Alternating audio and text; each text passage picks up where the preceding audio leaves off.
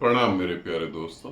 यहाँ पर एक प्रश्न पूछा है कि गुरुदेव, आत्मा की आवाज कैसे होती है और हम उसे कैसे सुन सकते हैं? आत्मा की आवाज क्या होती है और हम उसे कैसे सुन सकते हैं? क्योंकि बहुत बार सुना गया है कि आत्मा की आवाज है, इसीलिए हमने ये काम करा। पहले पहले तुम ठीक ठीक चीजें समझ लो, उसके बाद कुछ करना। आत्मा की आवाज क्या होती है मैं ये तुम्हें बाद में बताऊंगा कि आत्मा की आवाज क्या होती है। पहले मैं तुम्हें ये क्लियर कर दूं, जो तुम्हारे भीतर उठ रहा है वो आवाज क्या होती है। जो तुम्हारे भीतर उठ रहा है वो तुम्हारी आवाज तो हो ही नहीं सकती।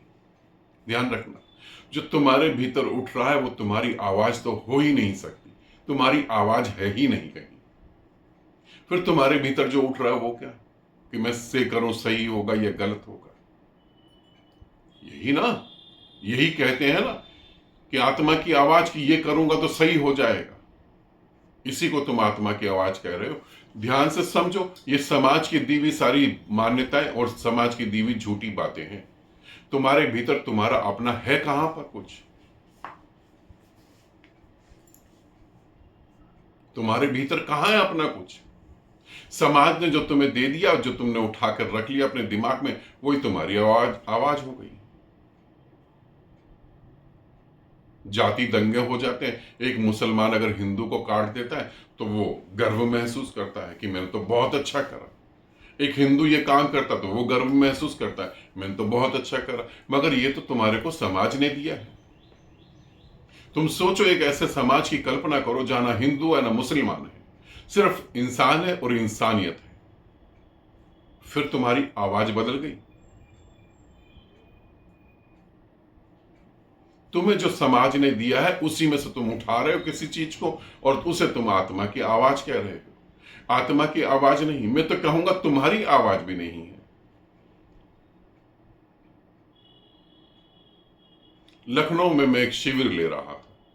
वहां पर एक साधिका के साथ एक व्यक्ति आया, वो टीचर थे।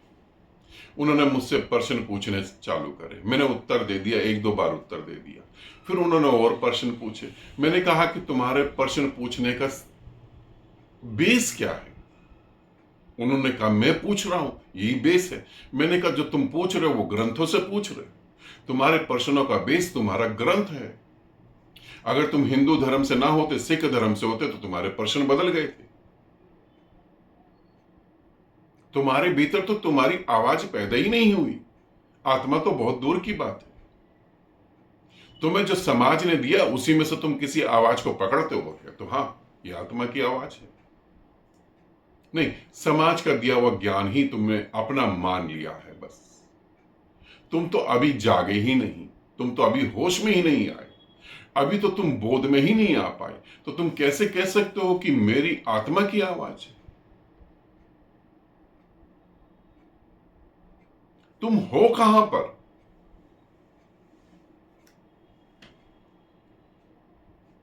तुम कहां पर हो?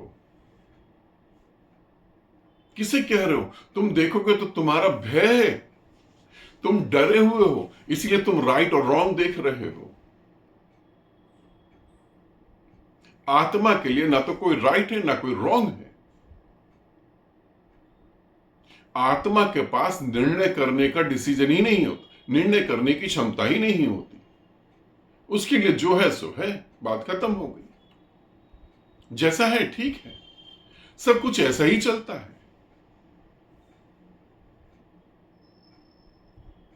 तुम अपनी वासनाओं के कारण अच्छे और बुरे की समझ रखते हो जो समाज ने तुम्हें दी है, और उसी समाज की दी हुई समझ के कारण तुम उसे आत्मा की आवाज सुनते हो। और कहीं कोई अभी आत्मा नहीं पैदा हुई। आत्मा तो बाद में पैदा होगी, पहले कम से कम थोड़ा सा होश में तो तुम आओ। तुम ये तो जान पाओ कि जो तुम जीना चाहते हो वो कुछ और है, और जो जी रहे हो वो कुछ और है।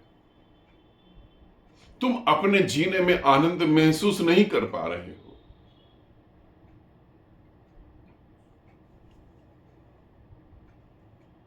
तुम अपने किसी भी भाव को पूरी तरह नहीं जी पा रहे। खुल के प्रेम नहीं कर पाते, खुल के हंस नहीं पाते, खुल के रो नहीं पाते।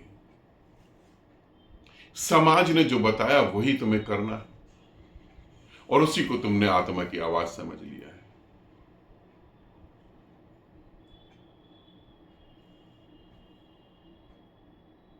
नहीं, पहले सभी मान्यताओं से मुक्त होने की कोशिश करो, उसके बाद आत्मा की आवाज की बात करेंगे, ठीक है? अभी नहीं। आनंदित रहो, सदा खुश रहो। बहुत बहुत प्रेम आप सभी को।